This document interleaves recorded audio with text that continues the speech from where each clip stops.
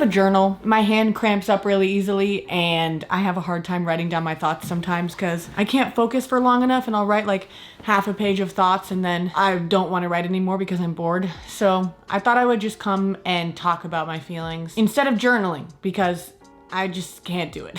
I've been feeling so bad about myself recently, specifically my looks. And I don't normally struggle with that, like not to flex or anything, but I don't generally feel bad about the way I look. Like since I was a kid, I've always thought I was pretty. Like I never really thought I was ugly. Dani. Yeah! Sorry, I'm back. I was interrupted by my roommate. He needed a picture of me for something, but I don't know. I feel like going through puberty, everybody always feels really bad about themselves, but I feel like I had the opposite problem and I felt fine about myself most of my life. And then once I became an adult, just the comparison to other women just became crazy because like everybody on this channel knows I always want to look good. I want to have my hair cool. I want to dress cool. I want to have good makeup. Like you guys know that. That's always my priority. And sometimes it just becomes too much because I think about it too much and I think about it in an unhealthy way. And I compare myself to these girls in LA who have tons of money. They seem effortless, even though I know they're not. Like in my brain, I know they're not, but it still feels like they're not trying at all. And they are just beautiful and I'm just not. And I will spend, you know, an hour, 2 hours getting ready for something. And then I will show up and I'll look around the room and I'll be like, oh my God, I look the worst. Like I look like I don't know how to dress. I have the worst clothes. I have the worst hair. Like I should just have brown hair, blonde hair, black hair, and I should just look natural and I should do the makeup like them and I should dress like them. And like, I don't know, it just becomes overwhelming, the comparison. And that's my problem. Like if I did not think about other people, I wouldn't generally look at myself in the mirror and be like, damn, she's ugly. I don't like hate myself when I look in the mirror, except sometimes. Like right now I don't think I look very good because I'm not wearing any makeup and like I think this hair color makes me look more dead. That's part of the reason why I hate it, but I'll get to that in a second. I don't generally like dislike the way I look when I look in the mirror. I dislike everything about myself when I think about it in comparison to other people. And it sucks and it's horrible. And I think Instagram makes it 100 times worse. Living here makes it worse, even though I love living here. Being this age makes it worse because again, like when I was 15, like most kids my age just dress normal and like I didn't have to try, I didn't have to compete with them. But then at this age, like everybody dresses nice and fancy and they have money or they look like they have money or whatever. They have perfect nails and hair and they take care of themselves and it's just natural for them. And it's just not for me. Even when I feel like I have a good outfit, I'll still go out in public and feel like somebody else's outfit is better than mine. And I wonder, like I'm literally thinking out loud as I talk to you guys, I wonder if that means that oh my God. I wonder if that means that I actually am ugly and have bad style or whatever. Like, does that mean that all of the fears inside of my head are true?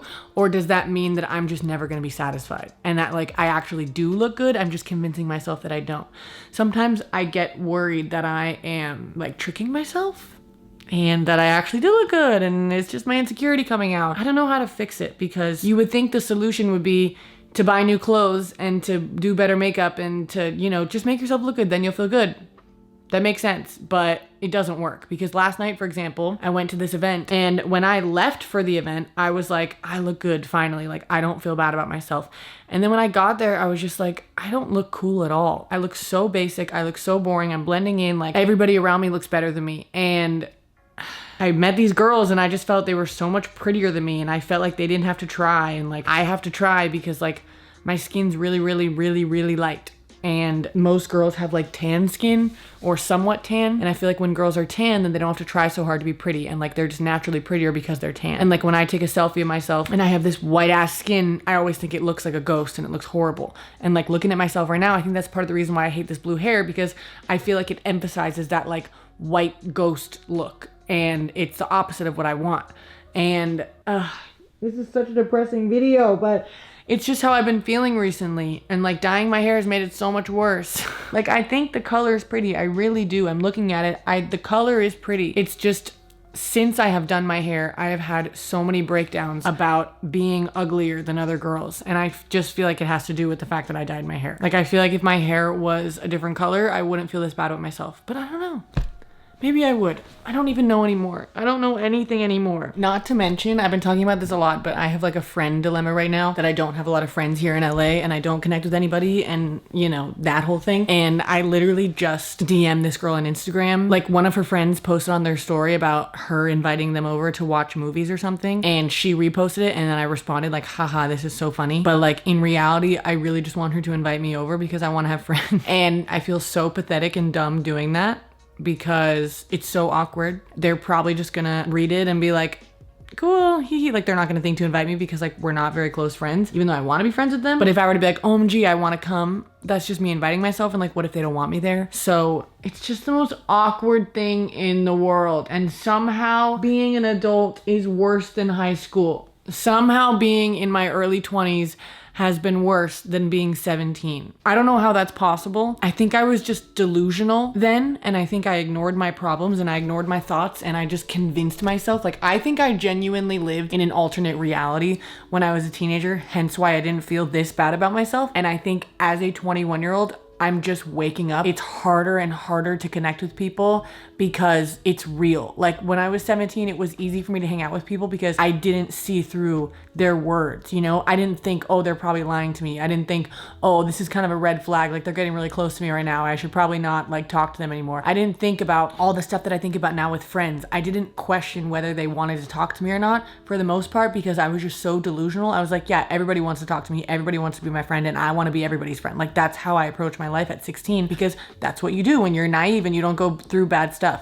And nowadays, I'm terrified of everybody and I'm wary, I don't know what the word is. I'm scared to talk to anybody because I do have those negative thoughts and I have this filter over my eyes that makes it harder than when I was 16. That's really what it is. When I was 16, 17, high school age, I genuinely just had a good outlook on the world. And now I am the opposite. I simultaneously want to be friends with everybody and want to be friends with nobody. I trust nobody to the core. I genuinely believe that everybody at some point in your life is going to leave you or could leave you, except Emin, maybe. And it sucks. It sucks because it's not like I chose to think this way and it's not like I actively think this on my day-to-day life. It just shows in all of my relationships that I don't trust anybody because I'm not close with anybody. And I know everybody's gonna tell me to go to therapy and I'm not gonna listen. And do you know why? Can I tell you guys for real why I'm not going to therapy?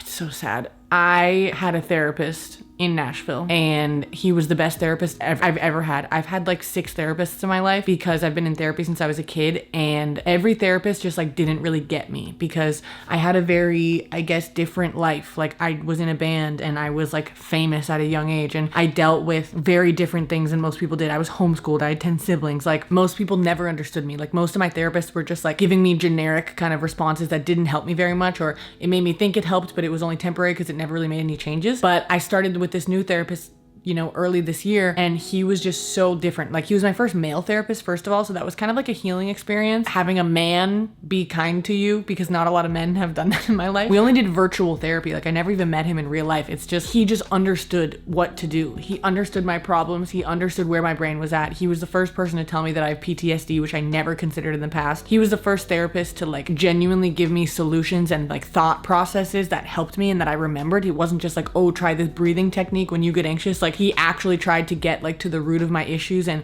to actually help me, and I could tell he cared about me as a client. Whereas my other therapist, I think they just kind of saw me as like everybody else, and it was just like, okay, like I don't know, they didn't dig deeper. They didn't try hard. It was just like, okay, here's my generic advice. Or maybe they just weren't that good at their jobs, but this guy, like, he was just great at his job and he helped me so much. And I had to move, and he can't practice in California because he's not certified in California or whatever. And honestly, I was just heartbroken. I genuinely cried over it, and I've never cried over a therapist. I've never, you know, wanted someone to work with me so bad. I cried because I just don't want to start over, and I don't want to have to explain my whole life to somebody else. I don't want to have to try to go through that process of getting some new person to try to understand me, because it's scary and it's hard and not everybody gets it, and I don't want to waste my money and I don't want to waste my time, and like I know that this guy gets me. And so I just haven't gotten a new therapist yet because I'm scared. and because I'm sad. I emailed him like a month ago. Let me read you what I said because it's the saddest thing ever. Basically, I kept forgetting about our sessions because they were online sessions. Basically, our very last session, I think partially I was just sad to do a last session, so I think mentally I like wanted to skip it. And then also I just genuinely forgot about it because I was moving. And so I just never sent anything to him again. He never emailed me. He never said like, hey, you missed our last session. I think just because it was our last session, so it was whatever. So I emailed him and I said, hey, I want to start off by apologizing for missing our last session. And then I said, I want to say that you're the best therapist I've ever had, and I've felt very lost now that I can't work with you out here. And then I said, basically, like, my mental health got really bad the other day, and it was really hard not having a therapist to talk to, and I just really wish that I could work with you out here. So I'm sorry for being so flaky, and I hope you're doing well, and thank you for everything. That's what I said to him. And he said, please do not beat yourself up over missing our last session. I knew you were busy with the move and figured that contributed to your missing the session.